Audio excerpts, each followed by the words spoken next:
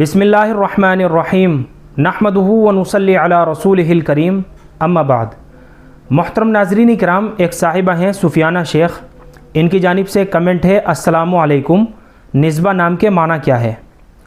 वालेकुमुस्सलाम व रहमतुल्लाहि व बरकातुहू।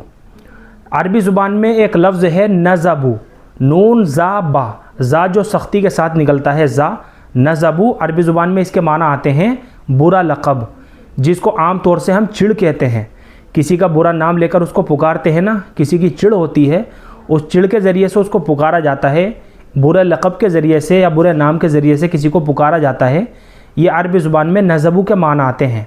इसलिए बच्ची का निस्बा नाम तजवीज़ करना बिल्कुल भी मुनासिब नहीं रहेगा, क्योंकि इसके माना बिल्कुल भी अच्छे नहीं हैं। इसके अलावा अगर आप गूगल पर इस नाम को लिखकर सर्च करोगे, निस्बा को, नून ज़ा बा और आखिर में हा, निस्बा, तो उर्दू की कुछ वेबसाइट पर इसके माना बताए हुए हैं कोशिश, तनासुब और रब्त, ये इसके माना बताए हुए हैं। लेकिन लुग़त की किसी भी मोतबर किताब के अंदर इस लफ्ज़ के ये माना मौजूद नहीं है। तो काफ़ी तलाश और बिस्यार के बावजूद हमें लुग़त की किसी भी मोतबर किताब के अंदर इस लफ्ज़ के ये माना नहीं मिल सके।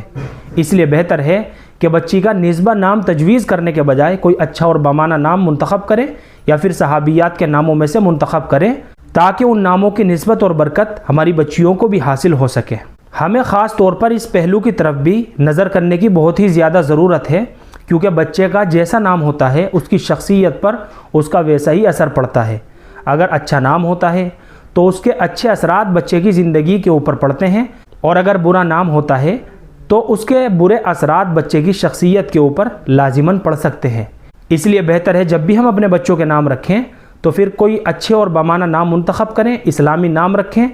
और सबसे अफजल तरीका तो ये है कि बच्चों के नाम सहाबा इकराम, अंबिया इकराम, अज़वाज मुताहिरात, सहाबियात, इन मुबारक हस्तियों के नामों में से मुंतखब करे जाएं, ताकि उन नामों के असरात हमारे बच्चों की ज़िंदगी के ऊपर भी पड़े। मुझे उम्मीद है कि आपको अच्छी तरह समझ में आ गया होगा। अल्लाह हम सबको सुन्नत व शरीयत पर पाबंद फरमाए। फ़क़त वल्लाहु आलम।